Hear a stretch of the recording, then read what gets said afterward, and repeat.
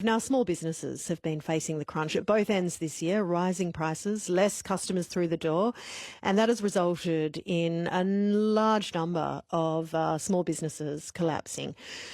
But could allowing more businesses to become small help? Well, the Australian Chamber of Commerce says yes. They're calling for the small business definition to change from 15 to 25 employees. Aaron Morey is the Chief Economist at the local Chamber of Commerce and Industry. Hello, Aaron. Hello, Joe. What difference would this make, changing the definition from 15 to 25? Huge distance, Joe. Look, I think it's instructive to go back to the introduction of the Fair Work Act and look at the words of Julia Gillard. So Julia Gillard brought in the Fair Work Act, and the reason why we have a 15 business threshold for small business is due to the complexity. So Minister Gillard recognised that smaller businesses just don't have the internal resources that larger businesses enjoy, and so they introduced this threshold. Now, it's been messed up over time. There are actually multiple definitions of small business within the Fair Work Act now. In some cases, it's 15. In some cases, it's 20. But it all comes back to the incredible complexity in that act, which has only multiplied by an order of magnitude over the past couple of years with the federal government's changes around various things like right to disconnect and delegates' rights and labour hire orders, casual employment conversions, unfair dismissal laws. I mean, the list goes on and on. The compliance is enormous. The penalties are enormous once you get into that larger business bracket.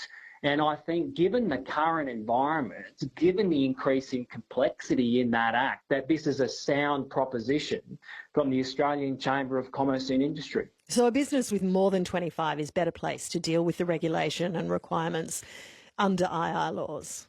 I mean, look, all else equal, Joe. As a business gets larger, it has more resources at its disposal to deal with incredibly complex legislation. I mean, this goes to hundreds of pages. You throw in the awards and the multitude of different pay rates that you need to pay at different times of the day, different times of the week, different work activities and the like, and you see the enormous increase in penalties.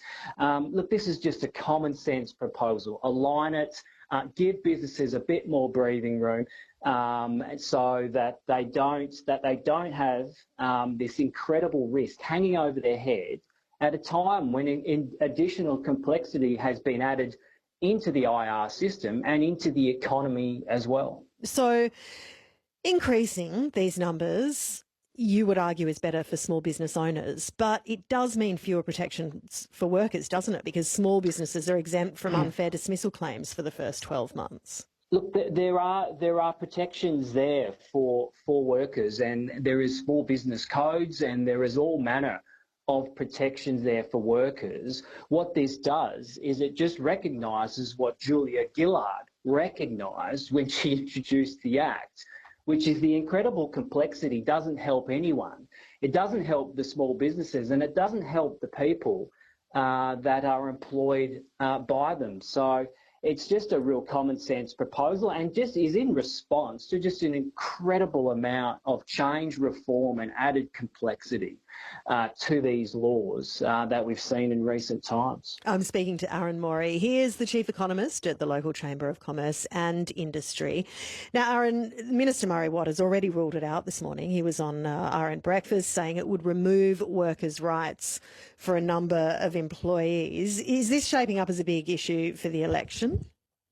Look, I think we've reached this point, and I'm not surprised we've reached this point. I mean, Minister Watt's predecessor, Tony Burke, introduced, in our view, the most retrograde, regressive industrial relations agenda that we've seen in a lifetime. No semblance of balance, no semblance of trying to make it easier for small business, all aiming towards making it much more easier for unions to grow their membership and to fulfil their wish list. And so this is what you've got to expect when you run an agenda that is so weighed against the interests of business.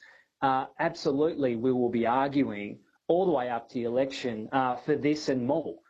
Because if we want to take the opportunities that lay ahead of us in this economy to attract investment and to ensure that small businesses do not continue to go out of business in record numbers, then reform is absolutely required to the industrial relations system, and you can bet that the business community will continue to prosecute that agenda. Just finally, Aaron, aren't you usually more involved in the big business side of town? Why are you wading into the world of small business?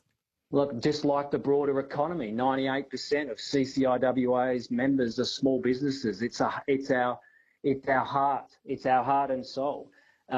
We stand for small business, and small business is the lifeblood of our economy, employing multitude people. Absolutely incredible work that they do, and they are family. They are family people. They are people trying to put their kids through school and to pay a mortgage. And they absolutely deserve our empathy and our attention, and we will continue to advocate for them to the next election and beyond. Aaron, good to talk to you. Thank you, Jo.